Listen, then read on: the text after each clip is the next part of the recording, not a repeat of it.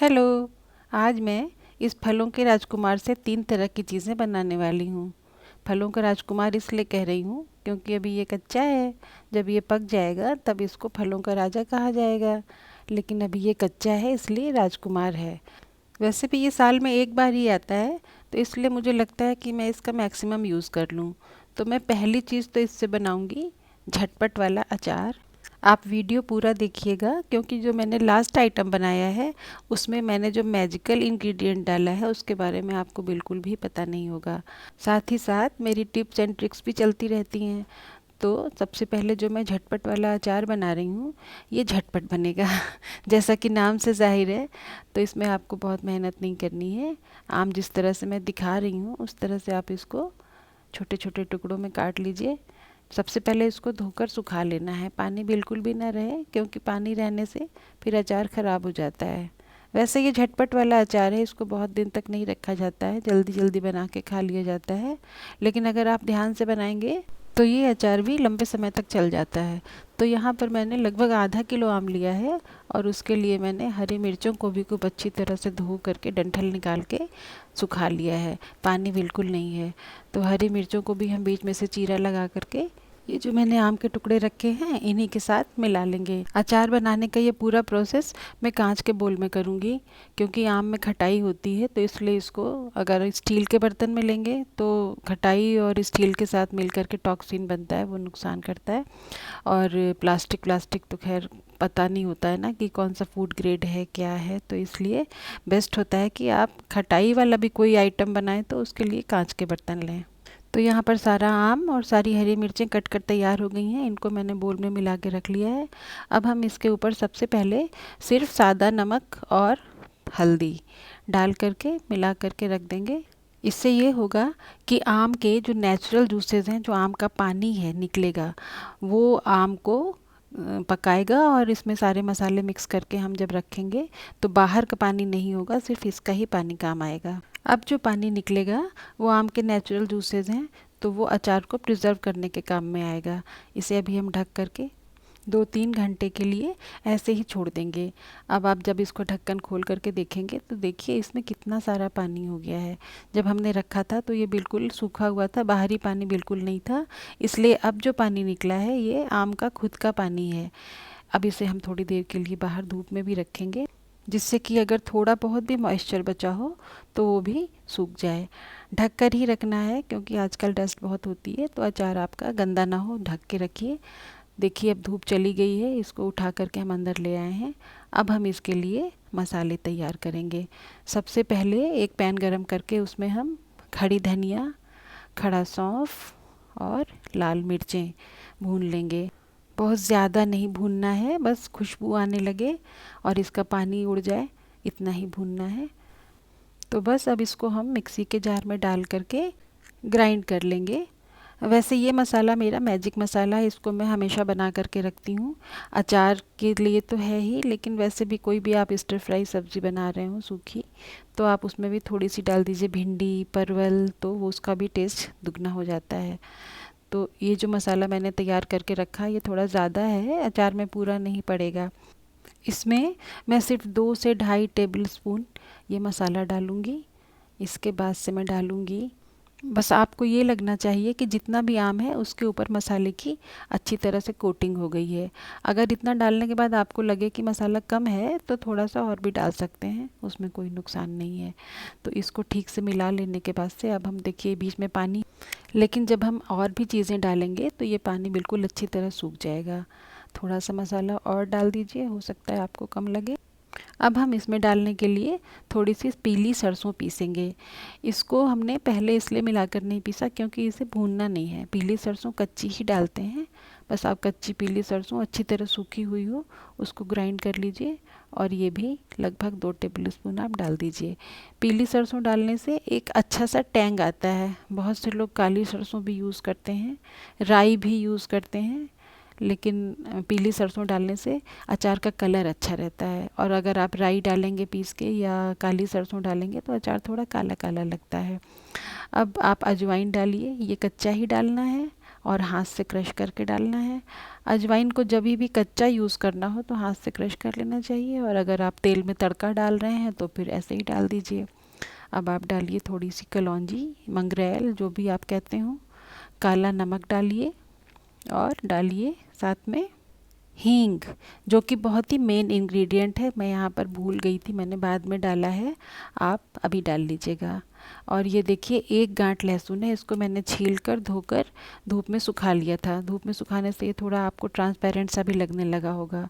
इसको भी कूट लीजिए, जो गिर गया उसको फेंक दीजिए, क्योंकि उसमें पानी आ सकता है।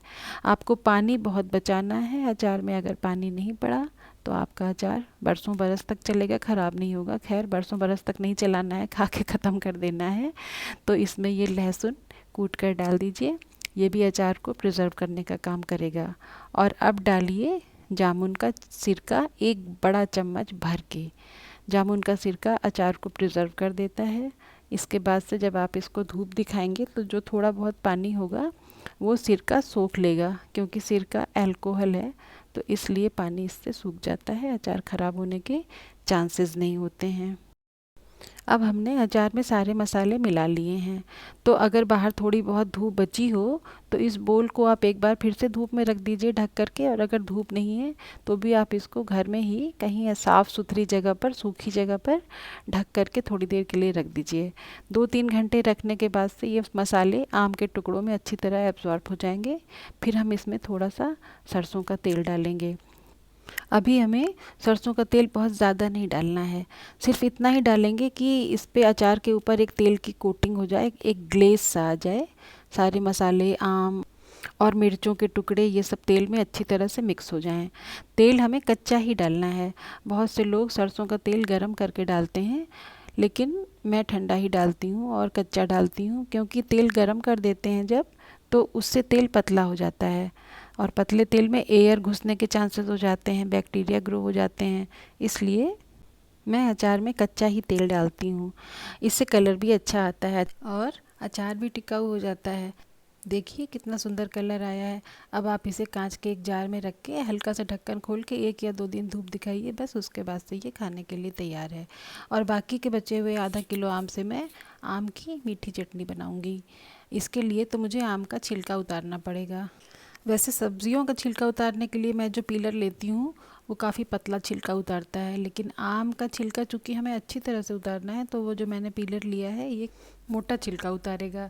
आम को इतनी गहराई से छीलना इसलिए ज़रूरी होता है क्योंकि मीठी चटनी में अगर छिलका थोड़ा बहुत रह जाता है तो बड़ा खारा सा, कसैला सा टेस्ट आता है। इसीलिए आम को हम लोग अच्छी तरह से छील कर साफ़ कर लेंगे। अब इन छिले हुए आमों को हमें खूब सफाई से अच्छी तरह से धो लेना है। यहाँ पर हमें पानी सुखाने की ज़रूरत नहीं है, क्योंकि इस मीठी चटनी को हम लोग कुक करके बनाएंगे। तो जब कुक करेंगे तो पानी ऐसे भी सूख ही जाएगा। इस मीठी चटनी में गुड़ डालकर बनाते हैं, तो इसलिए हम लोग इसको गुड़म्मा भी कहते हैं।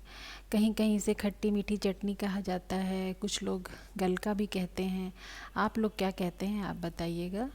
और देखिए इस तरह से हम आम के टुकड़े काट लेंगे लंबे लंबे, और गुठली में काफ़ी गूदा रह गया है, लेकिन इसे हम खुरच के नहीं निकालेंगे। इस गुठली से हम कुछ और काम लेंगे।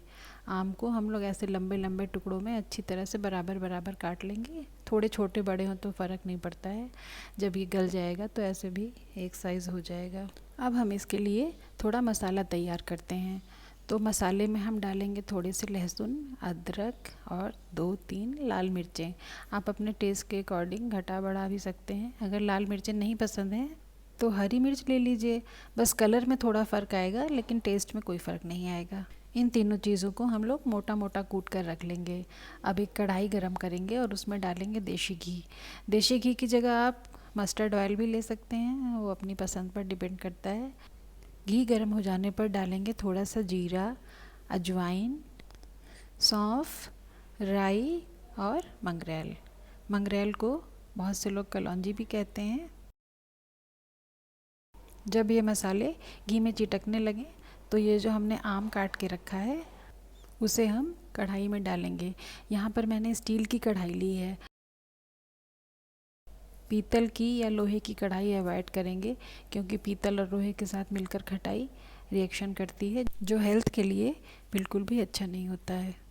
अब हमने जो मसाला तैयार करके रखा था वो हम आम के टुकड़ों पर डाल देंगे और मीडियम आंच पर इसको थोड़ा थोड़ा भूनेंगे। लेकिन उसके पहले हम इस पर डालेंगे हल्दी, सादा नमक, हींग, जो कि मैं वीडियो बनाते टाइम अक्सर भूल जाती हूँ। आज भी भूल गई थी, बाद में डाला था, आप अभी डाल लीजिएगा। और मीडियम आंच पर इसको धीरे धीरे भूनिए।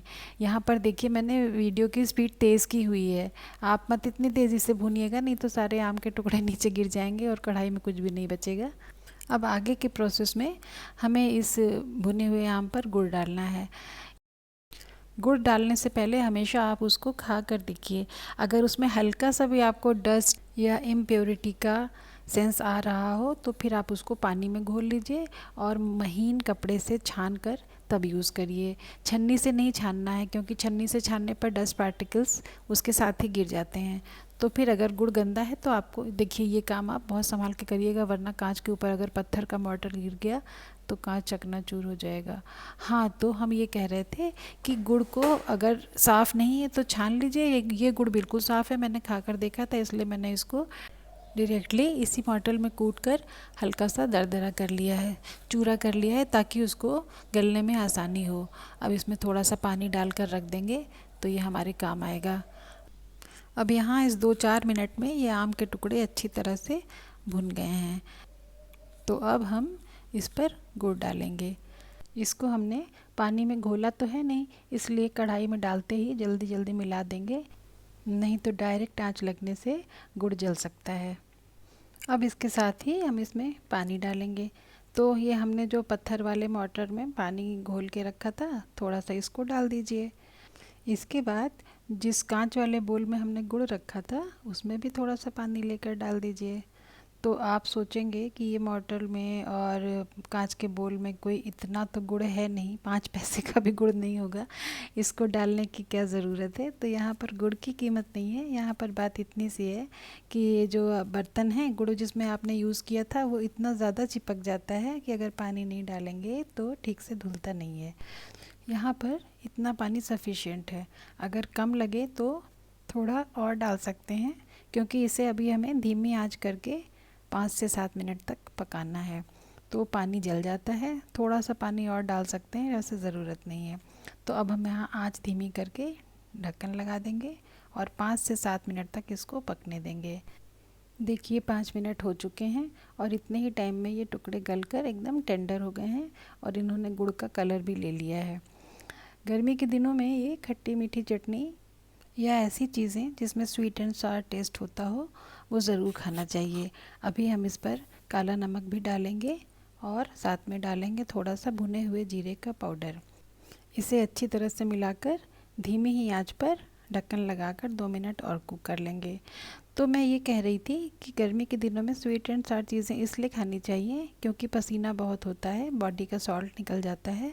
तो इलेक्ट्रोलाइट बैलेंस बनाए रखने के लिए अगर आप चीनी और नमक के बैलेंस वाली चीज़ें खा रहे हैं तो वो आपके लिए अच्छा होता है। देखिए अब ये कच्चे आम की खट्टी मीठी चटनी बिल्कुल तैयार है, मैंने गैस बंद कर दी है। इसकी कंसिस्टेंसी मैंने थोड़ी गाढ़ी ही रखी है, वैसे बहुत से लोग इसको थोड़ा सा फ्लोइंग कंसिस्टेंसी का भी बनाते हैं, लेकिन मैं गाढ़ा रखती हूँ इसलिए कि प्लेट में लेने में आसानी होती है, वरना बोल में लेना पड़ता है। अब हम इसको एक साफ़ सूखे डिब्बे में रख देंगे। अगर पानी का कांटेक्ट नहीं हुआ तो ये चटनी भी जल्दी ख़राब नहीं होती है। इसे आप पराठों के साथ खाइए या ऐसे भी खाइए, बहुत टेस्टी लगती है। अब जो आम की गुठली थी उसका देखिए मैं क्या बनाने जा रही हूँ। इस आम की गुठली से मैंने अच्छी तरह से खुरच के छील के सारे आम के टुकड़े निकाल लिए हैं और मिर्च, पुदीना, हरी धनिया, लहसुन और आम डाल के मैं इसकी हरी चटनी बनाऊंगी और साथ में एक ऐसा इंटरेस्टिंग इंग्रेडिएंट डालूंगी जो आपने सोचा भी नहीं होगा। इसको मैं हैंड ब्लेंडर से ही बनाऊंगी। तो चूँकि ढक्कन नहीं लगाना है इसलिए मिर्चें सबसे नीचे डाल दी हैं, वरना खुले ग्राइंडर में पीसने से मिर्चों की इतनी महक उड़ने लगती है कि फिर वो छींकते खांसते बुरा हाल हो जाता है। तो सबसे नीचे मिर्चें डाल दी, उसके बाद धनिया, पुदीना, लहसुन और आम के टुकड़े डाल दिए। यहाँ पर हमें नमक डालना है, नमक थोड़ा ज़्यादा ही रखेंगे क्योंकि आम है, धनिया पुदीना है, मिर्चें हैं, तो इसलिए करीबन हम 2 चम्मच नमक डालेंगे। और ये रहा हमारा सीक्रेट इंग्रेडिएंट, यानी कि बेसन की भुजिया। ये वही बेसन की भुजिया है जो हम चाय के साथ खाते हैं। तो इसको भी हम चटनी में डालकर पीसेंगे। इससे एक चटनी का टेस्ट तो बहुत अच्छा सा आता ही है, साथ में जो चटनी पीसने के लिए हम पानी वगैरह डालते हैं उस पानी को ये बेसन का सेव अपने में सोख लेता है। तो देखिए यहाँ पे थोड़ा सा महीन करने के बाद पानी डाल दीजिए और पानी डालकर इसको फिर से ब्लेंड करिए। धीरे धीरे ब्लेंड करते करते ये चटनी पूरी तरह महीन हो जाएगी। थोड़ा और पानी डालना पड़े तो डाल सकते हैं, क्योंकि इसमें सेव हैं, वो पानी को सोख लेंगे और चटनी को बिल्कुल भी पतला नहीं होने देंगे। तो इस तरह देखिए ये हरी चटनी महीन भी हो गई है, पतली भी बिल्कुल नहीं है। तो मैंने 1 किलो आम से ये जो 3 तरह की चीज़ें बनाई, आप इन तीनों को बना करके टेस्ट करिए और मुझे कमेंट में बताइएगा आपको कैसा लगा। तब तक मैं आपके लिए कोई और अच्छी सी रेसिपी ढूंढ के लाती हूँ, उसको नेक्स्ट वीडियो में शेयर करूँगी। तब तक enjoy mango season and bye bye.